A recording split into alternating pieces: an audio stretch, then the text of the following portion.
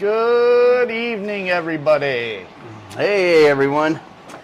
We're gonna tonight's show. We're gonna go over I didn't get a chance to really go in any depth last week on the results from Luke's 77 Trans Am. So tonight we're gonna go over the chassis dyno result, and we're gonna go over the ET at the racetrack, what the car ran, and I'm gonna use my handy dandy little power calculator here from Moroso. And we're going to talk, we're going to see how it compares to what the chassis dyno said. And then what we're going to discuss, and this is going to lead into what our topic is tonight, which is axle wrap and leaf spring wrap. And because... And the kind of wrapping like, chicka, chicka, chicka. Yeah, like he said. The tires will do that. But anyways, we're going to talk about axle wrap and leaf spring wrap, and how to prevent it, and what kind of damage it's going to occur from that kind of a thing. So anyways, because Luke's car is a leaf spring car, he destroyed the leaf springs in his car at Norwalk this year. So he's making a little bit of power. It's making some torque. So anyway, before we get started on that, son, do you want to go ahead and let's do our thing with the gift certificates. We got to make sure to let everybody know who the winners are, and then we're going to show them the T-shirt for Old School Twist. And Old School Twist has a little surprise for us tonight too. Yes. So I didn't grab the notes. So go over the T-shirt real quick while I go grab the notes. All right, Old School Twist. This is the T-shirt that we made for your son for the his podcast. So I'm hoping that is what you're thinking, or what you had in mind. It's got the American flag on the sleeve. It's hard for me to hold that out there. But anyway, and then we're going to do as soon as we get the Razorback muscle shirts, we're going to do one of those for him as well. So, but this one we're going to get in the mail to you right away. And then this T-shirt here is what we are probably going to start selling on our YouTube channel, our podcast channel here. So anybody that wants to order one of these, I don't know what, this is my son's department, so I don't know what colors he's got on order, or what sizes. I don't know nothing. Well, right now we are going to do black, blue T-shirts, and we haven't ordered anything right now. We're kind of taking pre-orders for sizes and whatnot so we can get a better pricing. So the more people that order, the better pricing we can get. So yeah, the T-shirts are expensive now. I can't believe how much that stuff costs. But I used to sell T-shirts for around $20. I don't know what they're going to sell for now. Do you have any ideas? I'm off the top of my head, probably going to be around $28 to $30. Holy shit, they went up that much? Yep. Okay. Yep. So yeah, it is what it is. But we're going to try to keep the cost down as low as possible. Old School Twist says that's awesome and exactly what he was looking for. All right, well, I do appreciate it. And so anyhow, so our winners from last week's contest, yes, which we are going to send out the certificates. I got to get a hold of Ed and the Raven team and let them know that we got to send. There's one of them that we have to send a T-shirt to. Yep. And we'll get that taken care of. But I just wanted to acknowledge everybody and let you know that we do have you on the list. We're going to get the certificates made up. I got to get them so they're kind of official, so they can't be copied or what do they call it, forfeiting? Or not for? Yeah. No. What do you do when forgery? You print? Forge them. So we can't forge them. Just make sure no one said anything. All right. So the winner was for the ET, and this was a tight race. And the ET was the main, I guess, main prize, as you can say, first place, if you will. Yep. It was John Monin. So he will receive the $150 gift certificate to DCI Motorsports, as well as the Raven T-shirt. correct? The Yep. T-shirt one. Well, yeah, that's what Ed said. Okay. Yeah, on the show. Not right? their crew shirts. No, their not a crew T-shirts. shirt. Yeah.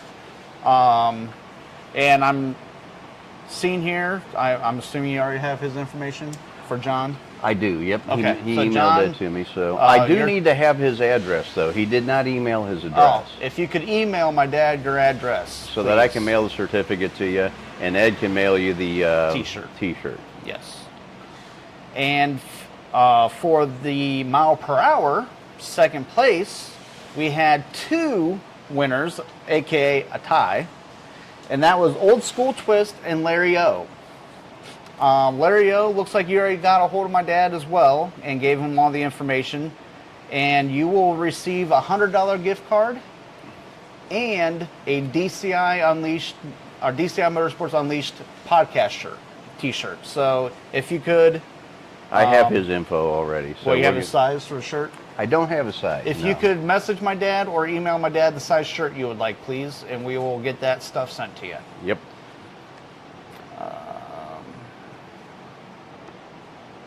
Yeah, so I believe the word you're looking for is counterfeit.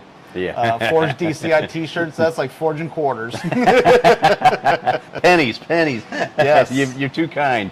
So anyhow. Well, and then we got one more winner. Yep. I'm Old School Twist, I'm not skipping you. We're going to kind of wrap you up and Here in a few reveal your surprise. But Philip III, he kind of got tossed off to the side by I feel like technicality. Steve Harvey at the beauty pageant. Man, I really messed up. So, I jumped the gun, but it was too close to call. I needed a photo finish. Yes. So, Philip III, you will get a Unleashed DCI Motorsports Unleashed T-shirt as well. So, if I remember correctly, it's a large, and you like pink. Yeah. I'm kidding. You'll get a black one. He likes black, yeah. Black is beautiful. So anyways, Old School Twist is paying it forward out of the generosity of his heart, and because he's a good dude. So what he's going to do is, and this benefits my nephew Luke, because of the things that we're going to go over tonight in the podcast with Luke's car that occurred at the Nationals this year. Luke is getting the $100 gift certificate is donated towards a set of traction bars for his car. So his father and mother work at Summit Racing. His father's my brother, obviously. And I don't know if I do believe that they purchased those. So if they did, I don't know if they brought them with them or not. But Yes, they're here this evening. They did. Awesome. All So, right. Luke, come here. So with the generous donation from Old School Twist and then the rest of the help from his mom and dad, Luke, here's your traction bars for your Firebird. Yeah. You are spoiled rotten brat. That's awesome, though. That you is know very what? awesome. Thank you so much, Old Yes. School Twist. That was incredible. That was This guy. You just made his. Go Well- pat that thing down. he's the kind of people you want to have for friends in life. Yep. Them are good people. But yeah, these are awesome. These things here they're gonna prevent what you just had happen at the Nationals. Yeah. Yeah. And And very- those are top very of line nice. too. Those are Yes. nice traction bars. Yes, Oh they yeah, they are. are. So yep. Yes, thank you, Old School Twist. Hey Luke, your mama wants you. Thank you for Old School Twist, whoever you are. If I find you, I'm going to give you a hug, maybe a kiss. Hey, no kissing. Holy smokes, that's awesome. He said Yeah. it's well worth it. Yes, thank you. I appreciate Yes, that. we That do was awesome. appreciate it. Yep. He's going to go sleep with him now. Yeah. Probably sleep under his bed. But that's okay. That's perfect. Yeah, we just won't tell his girlfriend. That's right. Because you know what he's going to do. Oh, no. He's going to be greasing up his Yeah, we're not going to discuss it. We're just going to leave it to our imagination. If you could let Ed Page know the size as well when you find out. I will. Is he on there tonight? Ed Page is on there, yes. Okay, good. All right, cool. Yeah, so I will, Ed. As soon as we figure out what Well, the one is a 3XL that goes to Larry O. Oh no. Larry O. I need to get the address. Yeah, for that's you, Larry O. Yeah. So John Monin is a 3XL. Oh, he's a 3XL too? Yeah. Well, no. Larry O did not give you a size yet. Yeah, he did, isn't he the one? Nope. Oh, okay, Jerry. Okay, John. Okay, so I'm sorry. Yeah, I'm a little confused here. All right. So John Monin, the winner of the Raven T-shirt, is a 3XL. Larry O will get a DCI Motorsports Unleashed T-shirt. Gotcha. We have to get his size. Okay. Yeah. And what we need John Monin's. I'm trying to give all your shirts away, Yeah. Ed. Gotta get that info. I don't know if even them guys are watching tonight. Are they on? Well, I hope. I haven't had a chance to look to see. We do. So we have Philip III in the house, Old School Twist, and Ed Page, Michael, Bill Rosenberger, Okay. Perry, and Mike Mithen, John Dornbush, NHRA Bandit, Steve Page, Kim Korsiak, and John Monin is on. So yes, All John, right. if you could email him. I don't know if you got this or not, but if you could email my dad your address or message him on Facebook, please. DCI Motorsports at sbcglobal.net. Yes. And we have Jeff Downey with us. Awesome. Welcome back, John. Moose's Jeff. Life. He says, good evening from California. All right. Email sent. Okay, thank you, John. Thank you. Yep. Mark Belair Oh, we got a few new faces tonight. Awesome. and Well, that's what I like. Mark Marshall. You guys need to interact with us so we know who's here. We get a lot of viewers, but we don't know who's all here. Yep. And And I get Larry- a lot of people tell me during the week too. Larry O's with us as well. Awesome. Hey, Jamie, can you give me a pen, please? All right, so what we're going to talk about tonight is Luke's car. Some of you guys seen it on the chassis dyno, and the results were kind of lackluster. Now, so that could have been, and it's probably a big part of this, because of the fact that the weather station's not working on my to correct for the altitude and the temperature. So, with that being said, it showed, I think, 260 horsepower to the tire, but it showed a big torque number. Now, these are not corrected, obviously, because they're not even close to what they should be. But it showed 400 foot-pounds of torque, which is a pretty big number, considering the horsepower is only 260. So the chassis dynamometer is all it is, a tool. Just like a flow bench, it's like a torque wrench, it's like a 9/16 wrench. All it is a tool. It does not mean nothing except for if you make a change and you see the change, then that tool did its job. All right? So if it's a torque wrench and you set the thing at 60 foot-pounds of torque and you bring it down and it clicks, it's 60 foot-pounds of torque. If you put the chassis car on chassis dyno and it shows 260, and we put a carb spacer underneath of it and it shows 268, it showed a change. That's what the tool does. Well, it also helps with tuning. Well, that's what a tool does. It helps you tune and it helps you develop, or to get the result you're after. Without a tool to measure those things, you don't have any idea if the things that you've done improved or hurt the thing. So the chassis dyno, even though the number was low, I feel like it should have been somewhere around 300, maybe up to 320 at the tire. Even though that it didn't show us that, it did show us when we did the carb spacers, it did show a difference, right? I don't remember exact numbers. I think it was, if I was not mistaken, like an 8 horsepower difference. What was that, Luke? It was in between 6 or 8 horsepower difference, yeah, the carb spacer did. But when we flipped it upside down. We made it upside down and went more too. Yeah, wasn't it like 12 or something? It made the same amount there, but I think the torque increased when we flipped Maybe it that's what upside it was. Torque increased by 10. Yeah, Yeah. something. But so anyhow, the dyno was doing its job. It just, the correction factor wasn't there, so our horsepower was down. And that's okay. You know what I mean? But the reason I'm bringing that to everybody's attention is you cannot live and die by horsepower numbers on dynos, and you can't live and die by flow bench numbers on a flow bench.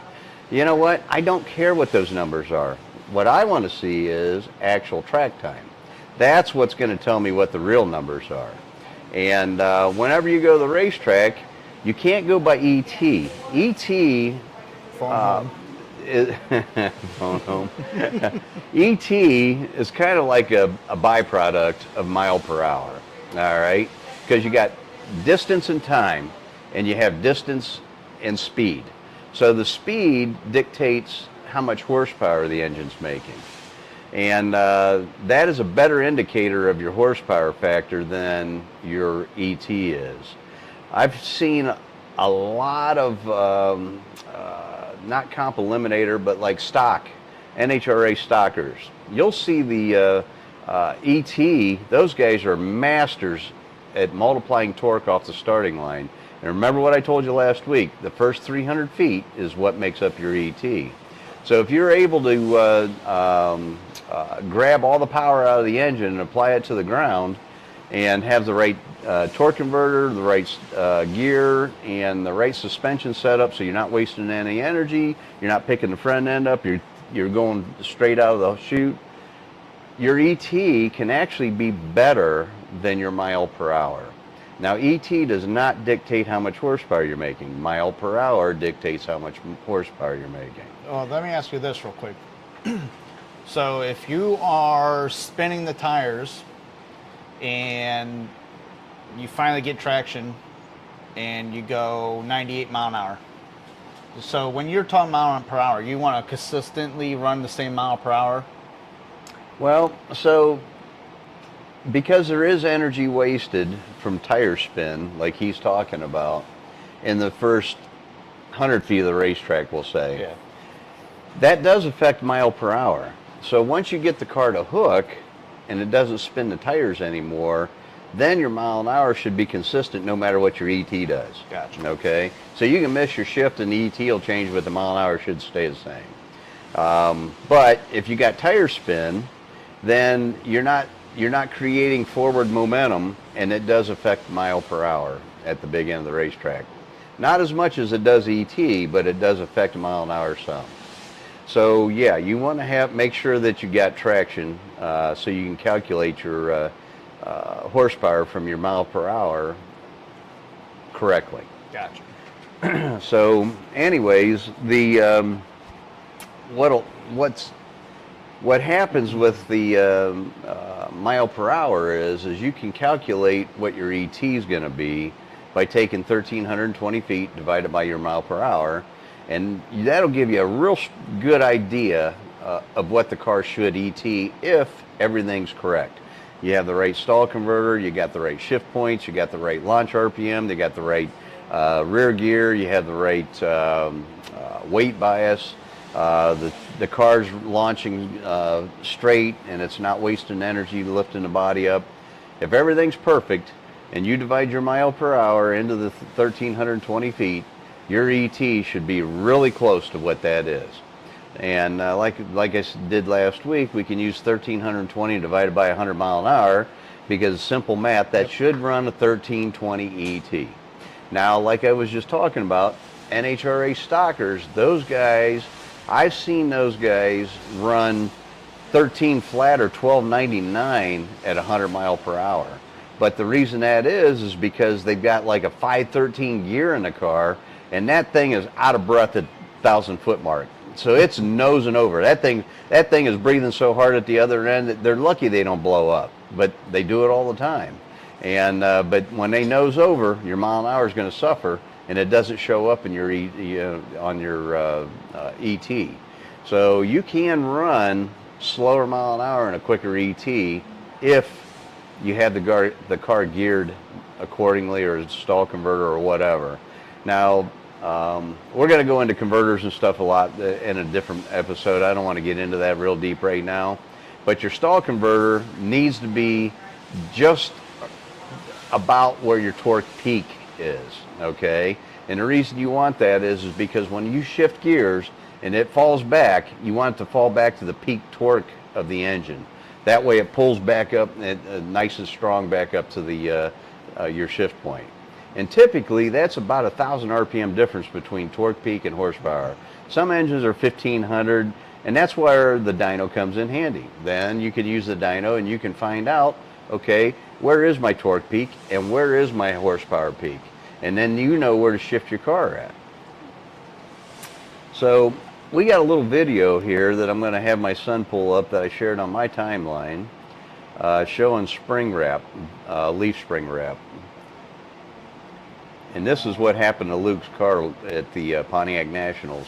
So he didn't get to run Sunday because he heard a noise, or what did you find out was going on? So I looked at the car, and the passenger side rear was the tire was in the fender well by about, I don't know, an inch, I think it is. So you had the really, Detroit lean on the right It was rear, sitting there huh? like it was leaving the line, but it's sitting there stationary. And So he yeah. come to me and he says, Uncle Don, I think I got a problem. I said, well, what's the matter? And then he explained it to me. I said, you better look underneath your car. I thought what happened, and something we're going to talk about tonight too, is he actually twisted an axle tube in the rear end housing, because he's got an 8.5-inch rear end, so factory rear end under that car. The axle tubes actually press into the cast iron center section. And the factory, they put a little tiny weld on the one side of it, and that's all they do. Whenever we build a rear end for racing, we always weld that axle tube all the way around so that it can't twist. And you I plug weld it too, don't you? Huh? You plug weld them too, don't you? Well, that's what the factory does. They plug Oh, weld it on the factory back does. side. Okay, Yeah. Gotcha. And so I really thought he twisted an axle tube is what I thought happened. I forgot that he doesn't have traction bars on the car. Had I known that or thought about that, I knew that. If I'd have thought about that, I would have realized that he did just like a customer of mine did back in whenever I built him 455 for his car. Car ran like 1150s, and he had twisted the leaf springs up so bad they were S-shaped permanently. They didn't go back, and because he would run it for a while like that, and it spit the drive shaft out of the car because it broke. It twisted the rear end up so hard that it busted the yoke on the rear end housing and spit the drive shaft out. So you were on the verge of going there. You were close to doing that. So that's why you need to weld your axle tubes, and you need to have a traction bar with a leaf spring car. Otherwise, all kinds of ugly happens back here. Yep. The other thing you need to do too is you got to either put a solid aluminum or steel bushing in the leaf spring, or you need to put a polyurethane in there. I prefer solid bushing, like steel or aluminum. That way it doesn't give it all. Gives you a little bit harsher ride. And my brother, yeah, bring those over here, brother. And apparently, That's what these are. apparently, That's what they look like. yeah, apparently this come in that traction bar kit. Look at that. That's exactly what I'm talking about. Yep. So that's only the back or front side. That's only the front side. So the rear, though, I need to get some for the back side. All right, so this is aluminum bushing that goes in your leaf spring eyelet at in the front of the leaf spring. And that will eliminate any flex right there. And so that'll help the car launch as well. And you don't waste time getting the car out of the hole. Yeah, you might want to squeeze that back together. Squirt it, squeeze it, man, squeeze it. Squirt it and squeeze it. Yeah, make it squirt. All right, so let's show that video so we can see how them leaf springs wrap up. Now this is a Cummins diesel truck, but it's a good illustration of what happens to the leaf spring in the rear end whenever it's under torque.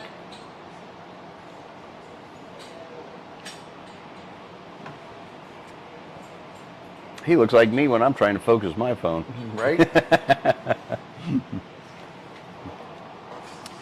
All right, so I'm not real sure. I didn't see this video. This is the one you showed me. Yeah, but Sure. it didn't start out like that. Oh. He's just driving under normal.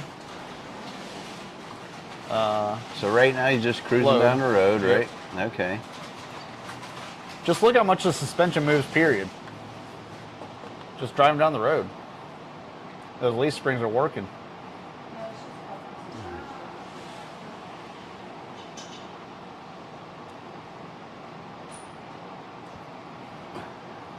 Yeah, they're twisting up a little bit. Now that's on a roll. You can see the leaf spring on the front is starting to twist up a little bit.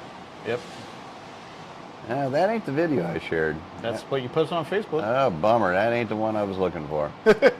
So I don't know why that happened, because you were there when I shared it, and that was not the one I seen.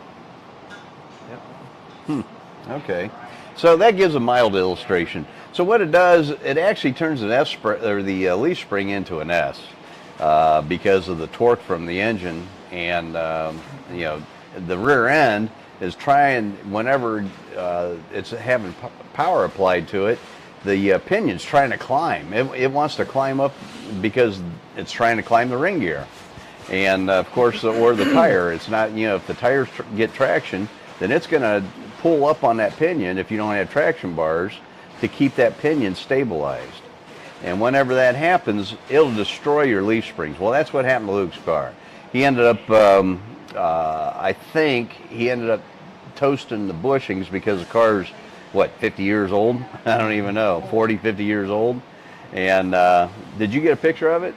No, so what happened is, one, the leaf spring is either S-shaped or broken in like the middle, where it's at like the center of the axle tube. It's either broken or S-shaped there. Yeah. And it also shifted the axle on the driver's side towards the rear of the car. Yeah. Well, yeah. Yeah. Yeah. Yeah. So if he would have made another pass, he probably would have had to get towed off the racetrack. Yeah. Destroyed his brand new drive shaft. So now the good news is, okay, because he's going to update his rear suspension, courtesy of Old School Twist, and that is awesome. What's going to happen is that's going to help the ET. So what I was going to share with you guys. Hey, so I'll have less loss from it doing to this number. It'll just plant and go. It's going to, yeah, and if you get that nose to stay down on the car, you're not going to waste any energy, and it's going to produce a better ET. That reminds me. Well, that's an idea for another. Okay. Yep. I got it now. I'll share with you later. So anyhow, so what we've seen on the chassis dyno is 260 horsepower, and according to the power calculator here, and what did I do with my glasses? Here we go. Sucks getting old. I can't see nothing anymore. Now I'm going to go by Luke's mile per hour. I'm not going to go by his ET.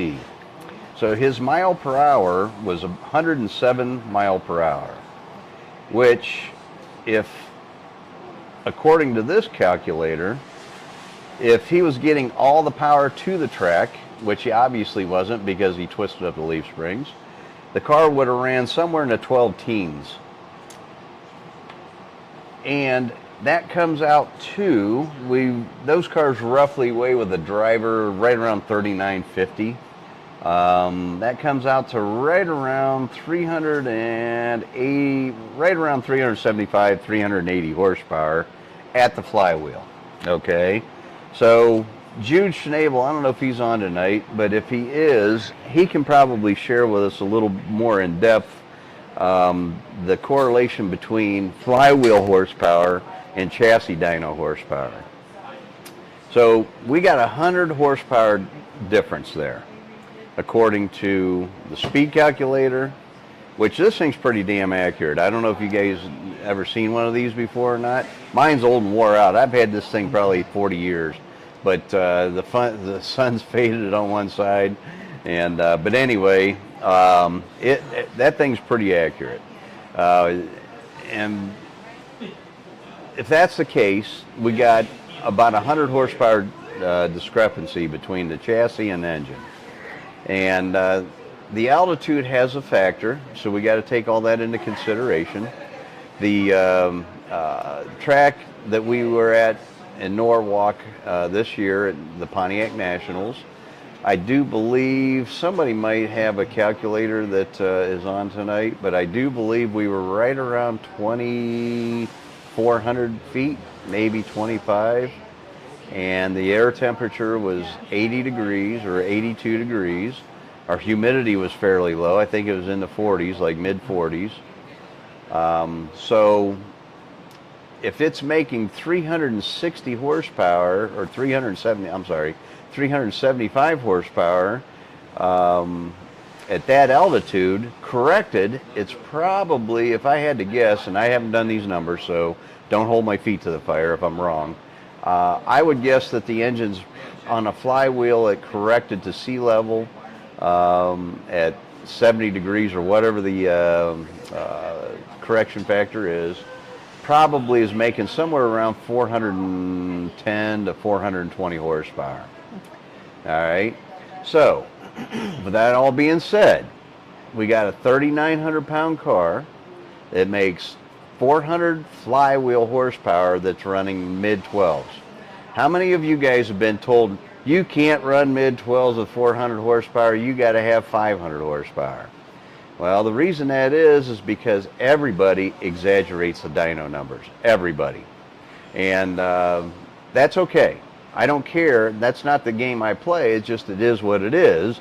And you guys have to know that so that you don't get hoodwinked into believing that, you know what, if your engine dynoed 750 horsepower and the car goes out and runs, I don't know, 1150s and it weighs 4,000 pounds, you're not making 750 horsepower. I'm telling you right now, even corrected, you're not making 750 horsepower. But the dyno guy wants you to keep coming back. He wants you to be happy. So he's going to tell you what makes you happy. Mark Marshall asked, how do you feel about ET calculators always looking at horsepower and weight? Pontiacs are notorious for higher torque values. How does that affect ET? Okay, so that brings up another good factor. All right, so that horsepower number actually is pretty accurate for mile per hour, not ET. But there again, what I was talking about earlier with the stockers, if you have everything working perfectly, you can actually produce a better ET with less horsepower. So, and I see calculators online that you can use to predict horsepower from ET. In my opinion, that's not even possible. I mean, yeah, you can do that, but it's a fantasy number in my opinion. So I don't take much merit in those. And so back to Marshall's question is, like a pro stock, all right, an NHRA pro stocker, those guys are masters at getting every ounce of horsepower to the track and accelerating X amount of mass, 1,320 feet. So I just looked up online before we went live tonight. Erica Enders ran a 659, 213 mile per hour. And I do believe that the pro stocks, the current pro stocks, are right around 1,400 horsepower, which is pretty freaking impressive for an NA engine. You think about this, 500 cubic inches, normally aspirated. What is that? I mean, that's pretty impressive horsepower. 2.8 horsepower per cubic inch? I don't know for sure.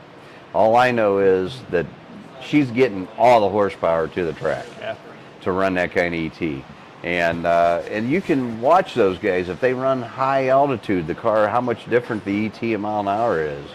So, you know, they run tracks like Gainesville or I don't know if they run out east very much anymore. I forget what that track was. That was at like, it was like 30 feet below sea level. Oh. And man, they laid down a number there, Adco or somewhere. I'm not sure where it was. But anyway, they, you know, you can see the difference in altitude and how much it affects horsepower, which is mile per hour. Look at the mile per hour. Yeah, and they struggle in Colorado. Yeah, exactly. They're 9,000 feet, you know. So, you know, there they might run 201, 202 mile an hour. They, you know, Erica Enders, I'm sure they were at a track that was close to sea level, and she ran 213 mile an hour. That's freaking impressive. Yep. So you're talking, what is that? 11 mile an hour difference. That's huge. Mm-hmm. That is huge. Yeah. You know, for a pro stocker, that's probably 200 horsepower difference. Yeah. So that's where we're at with the with that kind of thing. So, you know, I just, horsepower numbers are great to talk about. and you know what, hang out at a bench racing podcast and brag about. But realistically, horsepower numbers don't impress me. What I want to see is I want to see the ET. I want to know the weight of the vehicle. Then I can tell you if that car's making power or not. Then I know whether it's making horsepower. Ed Page is a good example. Look at that mile an hour he's running with that car. His car is 3,600 pounds, and he's going to go over 200 mile an hour whenever he gets that thing sorted out. That's big horsepower for that kind of weight. So we have a few questions here. Well, let me just go back to here.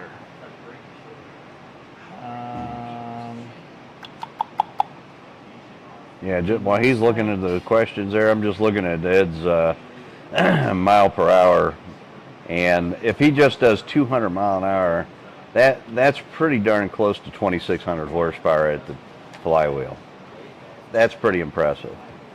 So Old School Twist said, put those traction bars next to that Holly carburetor you gave him. Yeah, buddy. And then Philip the Third said, I'd kiss him if I won traction bars.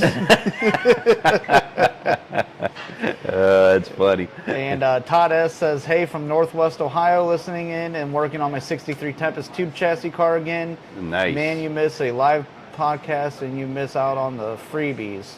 Yeah, right? Yep. You sure do. You should have been in, man. You should have Yep. been in. And Mark Marshall said, nice shirts. I'm still an extra large, and his wife is a large as well. Did I, you know what, Mark, did I send you shirts yet? I don't remember if I did or not. I'm so busy. I'm sorry if I didn't. I forget. I might have, but I might not have. I forget. And then Yeah. I wrote down Larry's size. Okay. And if I did not get Mark and his wife T-shirts, please put that on the list so we can get those out to them. I can't remember if I sold them or not sold them, but gave them T-shirts or not. So Gotcha. And then Marty Nelson and Richard Teresa. That's the last name we struggle with. But Richard's with us. Rick, oh yeah, good. Hey Rick, I seen your post on Facebook about the 301 turbo engine. Good luck with that. I think you're going to kick everybody's ass. It looks like you got an aftermarket head that you're going to put on that thing and a bigger turbo. So it doesn't matter what cubic inch it is. All matters about airflow. And then we have Mark Belair, who's a new, new commenter, I will say. He might have been watching us. Okay. But he asked, what was the official ET mile per hour of the Raven? And that was... Now remember, we were just doing test hits with that car that weekend. Yes, it wasn't a full hit. I think it was 80179 or something like that, ET, and 141 mile per hour. An 801 at 141 mile an hour. So yeah, Ed can comment here. Yep. I do believe that he said that the car accelerated harder than it's ever accelerated in the first 100 foot of the track, and that's where the ET's at. So he gets that thing sorted out. 6 seconds, 200 plus mile an hour is in his future. There's no doubt. Yep, absolutely. And Rick says you're telling all of our secrets. Sorry, Rick. And Jeff Downey asks, what about cars with coil springs? So most coil spring cars have a factory 4-link setup or factory 3-link setup, and it actually works really, really well. I ran a factory 4-link setup. I had a 81 Grand Prix, and it has a factory 4-link. It's triangulated. It's not like a race car where it's parallel, but it's triangulated at the top bars. And but my problem was I didn't keep the front end down on the car. And but it ran good. I mean, there's a lot of guys running just an airbag, solid bushings, and factory 4-links, and running in the 9s. There's a lot of guys running in the 7s with leaf springs. Yeah. So Todd S. said, how does the 11.82 at 115.5 sound about That is what his 65 GTO ran at Nationals and is basically stock weight. All right. So what was his mile an hour? Mile an hour was 115.5. 115.5. We're going to just round that up to 116 because that's close enough. All right. And those cars typically weigh right around 3,600 with a driver in them. So that comes out on the speed calculator to about roughly about 440 horsepower at the flywheel. And that's pretty damn good. So I don't know what your combo was, but that's a pretty impressive number, depending on what the altitude was too. Remember, that's not a corrected number, and so if the altitude at that time was, Norwalk is terrible usually when we go to the Pontiac Nationals. It's usually like 3,200 feet. The track temperature is 135 degrees, and the water molecules are high because the humidity is up around 80-90%. I mean, and that all affects horsepower. So if you're making 440 horsepower in those conditions, that's pretty damn impressive. That's a good running engine. And then Mike Mithen wants to know, how much power do you think the Lunatic makes at 1080 at 125 mile per hour? 125. So Michael, what's your car weigh? 3650. 3650. All right. So I think he's ran 126 with that car. So at 3650, that's pretty damn impressive too. So he's looking at about 560, 570 horsepower, and that's not corrected. That's actual horsepower that day. That's pretty damn good. That's really good. Anytime you can get anywhere over 500 horsepower NA uncorrected at the track, that's pretty darn good. You got a stout engine, you got good cylinder head, you got a good combination, and it shows. And then Brett Blankenmeyer has a 69 GTO, ran best at 1085 at 125 mile per hour. Car almost weighs 3,900 pounds. Mm-hmm. Was running mostly 1090s. He has a 461 cubic inch. What horsepower do you think it's making? That thing's a beast. So you're close to 600 horsepower, and that's uncorrected. So whatever the altitude and track conditions were that day, you're damn near 600 horsepower at the flywheel. That's pretty good. That's really good.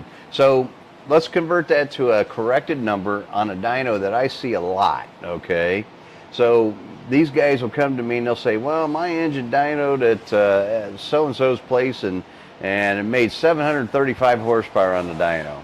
I said, okay. So then I go in my head and I say, that thing probably realistically made about 600 horsepower. And I'll tell them, and I'll guess their ET in mile per hour, and I'll be usually within a tenth and within a couple mile per hour. And because I know how this works. I've been doing it a long time, 43 years. I know what it's going to be, and I've done it so much, I know exactly where it's going to be at. Todd S. said, thanks, guys. I'll tell you the combo if you want. Yeah, go ahead, tell us. Yeah, for sure, man. If you want. Yeah, that's entirely up to you if you want to share. I mean, Yep. we love to share with our podcast friends. You know what? We want, that's what this is all about, sharing and bench racing and bragging. Yep. Remember whenever your uncle used to say, man, I had a 67 Chevelle that I could pull the wheels over a beer can. Well, he's drunk when he's telling me that, but yeah. Well, my uncle never told me that. My uncle just tickled me and farted in my face and told me it was Chinese torture. Yeah, because you know what? Your uncle hung around us and he had legit race cars. You know what? That brings up a good point. Could somebody get me a beer, please? Anyways, my brother, he bought a 68 Firebird from me one time whenever he was a youngster. Probably his son's age. I would say he was pretty close to Luke's age. Yeah. Thank you. And so anyways, this car had a 293 rear end gear in it? 240 something. Was it a 240 gear? I didn't think it was that low or high. No, it was second gear, $5,000 to the track. Yeah, so anyhow, those cars typically weigh right around 3,300 pounds. And he built a 400 for it with shit that we just had laying around the shop, and or Dad's house. And I think he stole some stuff from Dad.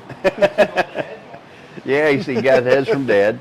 And it was a 400 with probably 10-to-1 compression. I don't remember now. Did you run race gas in it? Okay, so it was probably around 10-to-1.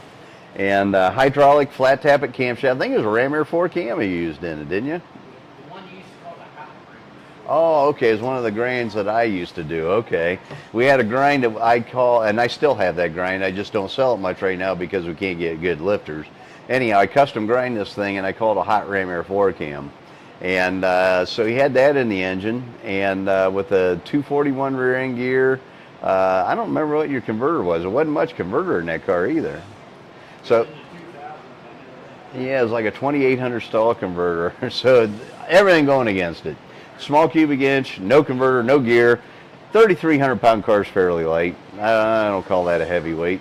Anyway, going through the traps in second gear, $5,000. We're in what, 13? 1320s. Yeah. And he could drive all the way to the racetrack, which is roughly about 45 minutes for us one way. Race all night long, maybe get 4, 5, 6 passes in all night, and drive home and use what, a quarter tank of gas? And go cruising afterwards. So that was a hell of a combo. And make it to school now. Right. So that was a fun race car. Yeah, because it don't break. And you don't twist up leaf springs with that kind of power. But you know what? Luke's first pass. Now here's a good example of traction too. So Luke's first pass, because he didn't know how to do a burnout quite right with the new tires, and he learned real fast, and he didn't have the tire pressure adjusted just right. What did you run the first pass, Luke? Like a 1350, but I still managed like 105 mile an hour or something. Okay, like so that. there's a good example of tire speed and traction loss. Okay, so he ran 105 mile an hour spinning the tires. Once he got the thing to hook, out of the throttle and everything too. all right, and that's what momentum. You got to get the mass moving. Otherwise, it does affect your mile per hour on the big end. And so that's a good. I'm glad that was all brought up. So before he got the car to launch hard, he was a second slower. What was your best ET for the weekend? 1259. 1259. I was a second slower with tire spin. Mm-hmm. And then what were you shifting at?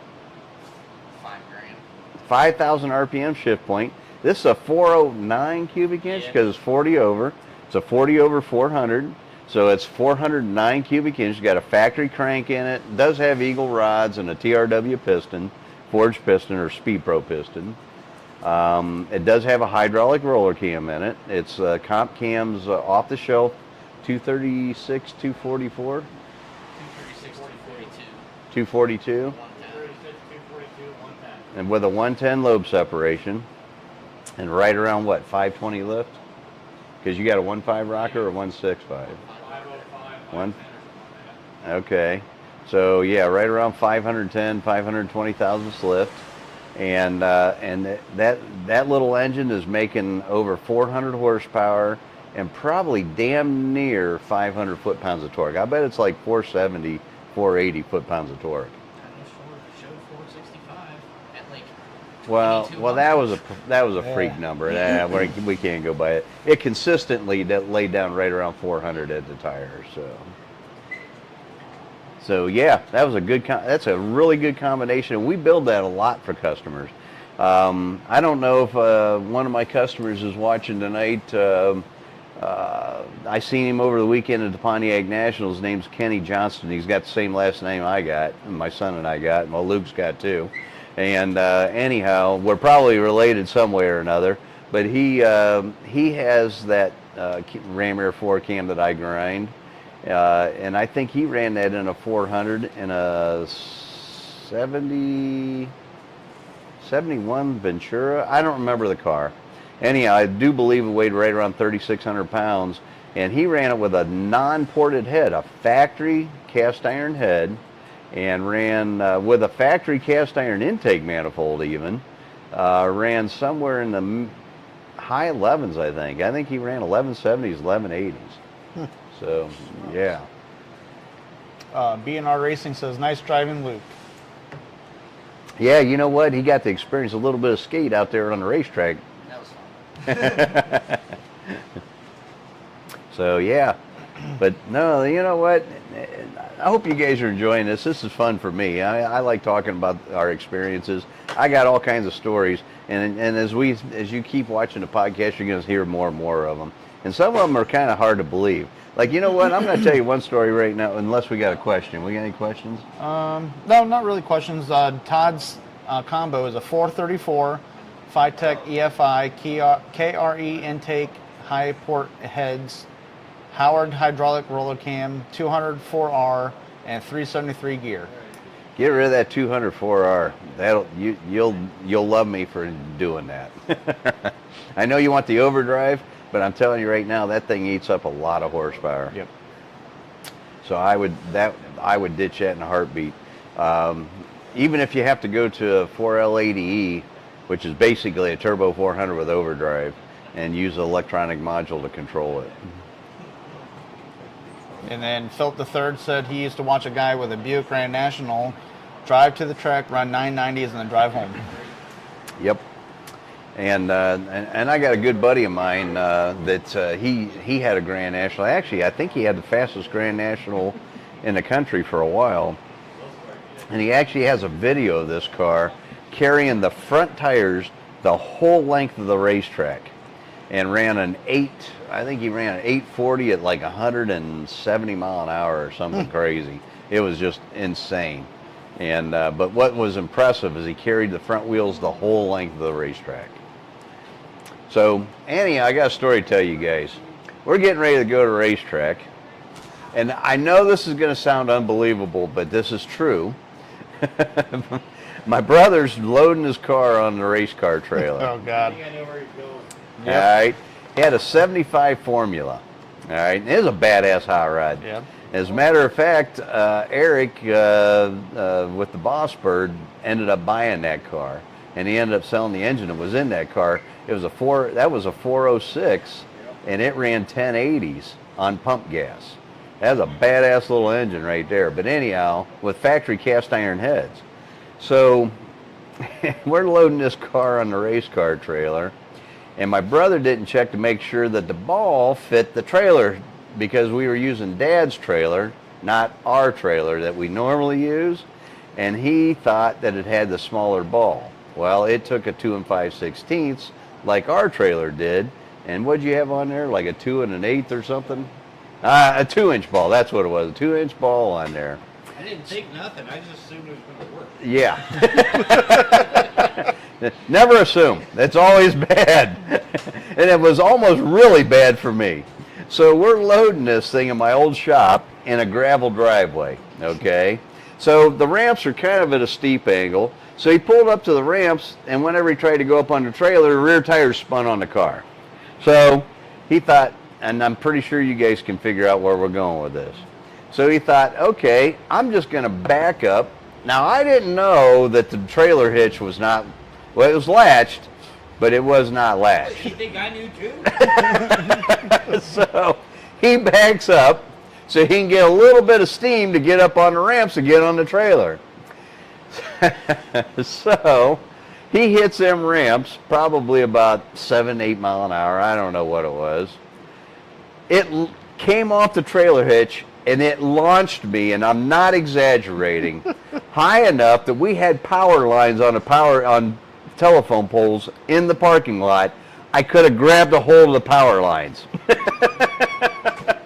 So I'm looking, I'm thinking, holy shit, I'm up in the air. I came back down. This is no kidding. I landed. My brother said I looked like Spider-Man. I landed back on the trailer tongue of the trailer with my feet. And of course, I'm crouched down and I'm catching my balance. Well, that ain't the worst part. The trailer's up in the air, so now I got to jump off of there, grab a hold of the damn trailer, hold it up so he can pull the race car trailer off, because it's effing up his trailer or tailgate on his truck. We should have had a video of that. I mean, I'd be famous right now. That's just one story I got to tell you guys. That's one of many. Trust me, I got a lot of them. Yes, indeed. When you do this stuff for as long as we have, shit happens. Todd S says, I love the 200 4R. I left out that it is a tri-power FiTech. Do you still have the 81 Grand Prix?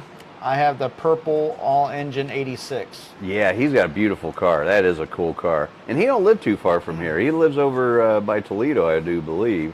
But anyways, I do not own that car any longer, but a good customer of mine still does. Yep. And he bought it from me, I don't know, probably 30 years ago. George Sunday is his name. I don't know if George is watching tonight or not. But he bought it, and he sold it to his brother. His brother pro-streeted it, and then George bought it back, and they painted it black. It used to be burgundy. And I still know where that car is at, and that's a cool car. That car weighed 3,680 pounds with me in it, and the ET wasn't great because the suspension wasn't sorted out on that car. It was basically a stock suspension car, but anyhow, it ran 1020s at 136 to 138 mile an hour, which equates to, if we were going to do the ET thing, let's see here. 680 horsepower. Let's see, we'll say 136 mile per hour. Oh. No, I dynoed this engine, and so I know exactly what it was. 755. All right, 3,680 pounds. I dynoed the engine. Okay, now this is a good example of the calculator, and it's dead on. My car weighed 3,680. It says I was making 730 horsepower. I dynoed the engine and made 727. Nailed it. It was right on, I mean, it was dead nuts on the money. So that was pretty cool. That's this car right here. Yep. Just looking over here. Yep, that was this car right here. That was a cool hot rod. Yep. That was on ESPN.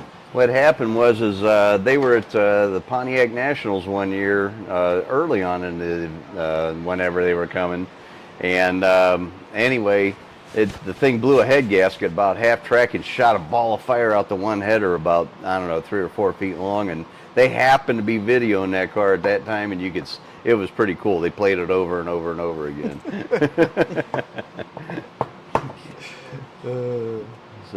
But yeah, so there's a good example of, and that was, you know what's weird is that was a hot weekend, I think, whenever we ran that car. Every hot weekend, for every hot It seems like, yeah, I'm glad they kind of moved it back to July, but the problem with that is now everybody, they're not ready, you know.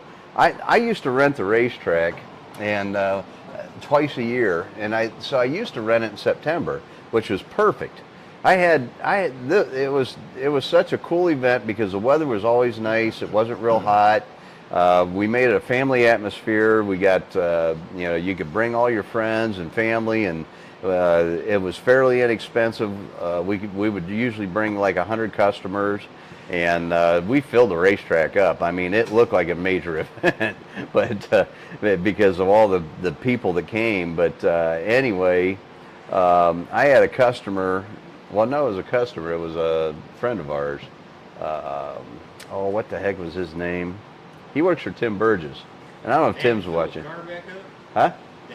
Yeah, he had a Monte Carlo. He literally made 42 passes.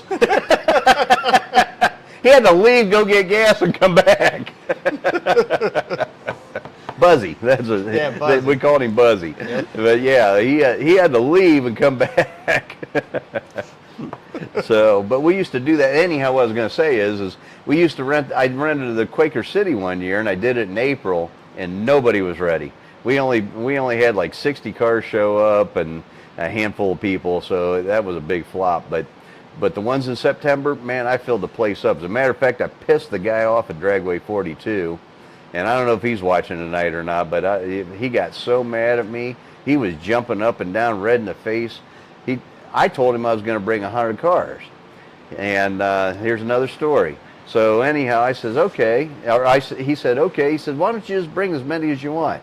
That was a wrong thing to say to me. We filled that place up. It did look like a Pontiac Nationals event.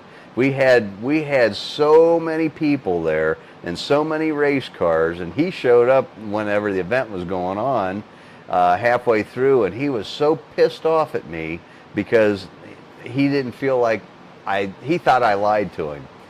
But I didn't lie to him. I just told him I got a lot of customers, and he didn't think that I could fill that place up, and I did. I mean, the bleachers were full. It was better than any event he ever had. It was crazy. Some of you guys might even remember. I don't know if Ralph Mosser's on here tonight, but I think Ralph was there. I mean, it was it was insane. B&R Racing wants to know: Are you still planning on finishing your Yeah. old race car in 2024, or finish and race it in 2025? So the engine, the short block we got done last week.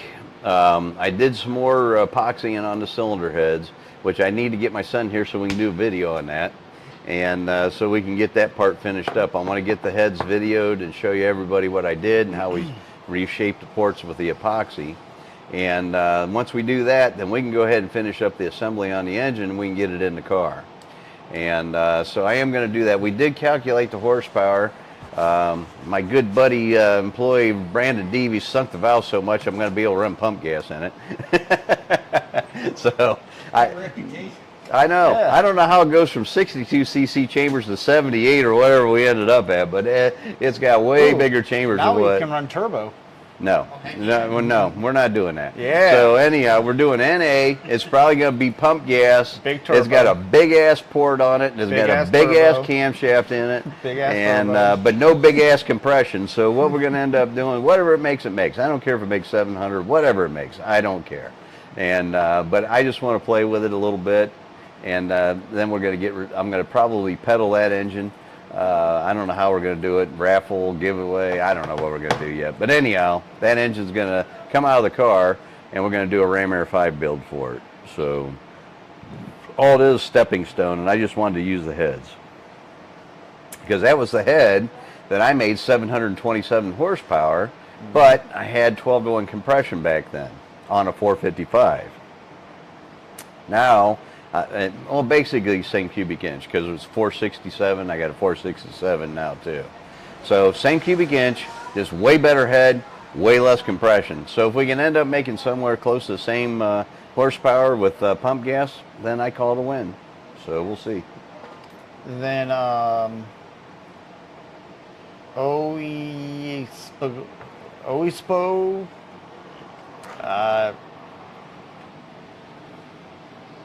Espo. Oespo Yep.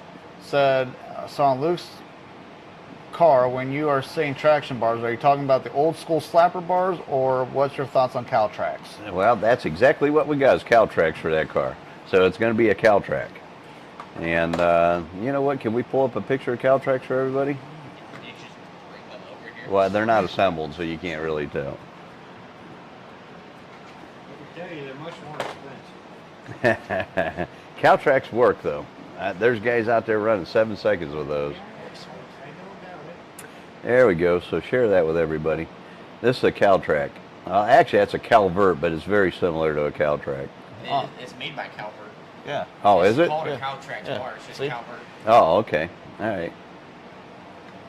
So that's, you got your axle right there, and then that would be your front, Part of the Leaf. leaf spring where your leaf Yeah. spring mounts. Yep. and then this bar keeps it from twisting. Yep. And that bar's fully adjustable, right? Yep. Yes. So it prevents the leaf spring from wrapping up like it did in that video. So once he puts those on there, and then he welds the axle tubes, that rear end's going to be stable, and it's not going to twist up like it did right now. These have been around for a while, and these things work really, really well. Yep. There's guys running in that 9.5, 10-inch wide tire DOT class with these traction bars, and they're running in the 7s. Go back to that.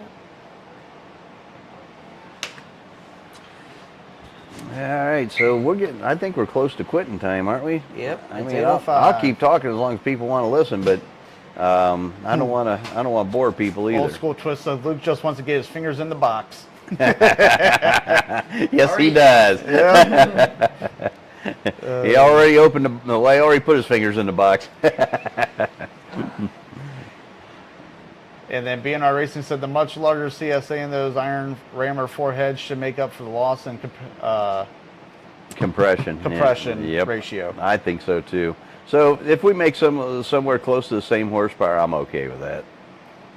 I was shooting for 800, but you know what? I didn't realize compression was going to be as low as it is. So it is what it is now. We're just gonna go with it. And to wrap things up, Rick wants to know, can we talk about fuel demands next week? Fuel what? Demands. Demands. You're gonna have to be a little more explanatory for me to understand. Really, Gotta be a little bit more Pacific. Yeah, specific. Not Pacific, specific. That's right. All right. But I think we're going to wrap it up, guys. Thanks for joining us. And my dad will make up his mind if he wants to talk about that or not. I don't know what I'm going to talk about. You know what? Week to Because week. we were supposed to talk about roll cages tonight, and he flipped the script on me. So Yeah, well, I just roll with it. You Well, know? that's because I'm a old good school- son. I know. Yeah, you are a good son. You know what? I love my boy, and he is a good boy. Well, he's a good young man, not a boy anymore. Anyway, what happens? Old school twist threw a twist in there, and then I got all sidetracked and discombobulated, and now look at me. So maybe we'll join the two together next week. Yeah, I don't know how you can put fuel and roll cages together, but okay. Hey, it's easy. Smoky unit. Yeah. He used to use his roll bar for a fuel line. Yeah. And for gas and NASCAR. See? He did do that. He had reserve fuel in his roll cage, so that he could run an extra couple laps and not have to come in and pit. So That's a there you good go. point. Yeah, Smokey Unick was smart. That guy. You know Yep. what? I wish he was still around. He wasn't really a buddy. I did get to talk to Smokey though before he passed away. Very difficult to talk to because he couldn't hear. The guy would not wear ear protection whenever he's around all those loud engines. And he was just so you had to yell at him, and it was hard to talk to him, especially in a crowded room, but I did.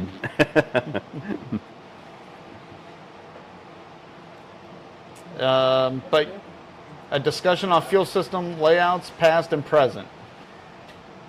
So- Okay, you know what? I do have a good story for that. So remind me that I have a story about fuel line and fuel pumps, and it's fuel pretty lines, impressive. Fuel pumps, fuel tanks, Yep. all that stuff. So I mean, all right. I've seen a lot of stuff. I got a lot of stories to share. So. So we're going to wrap it up. You guys have a wonderful weekend.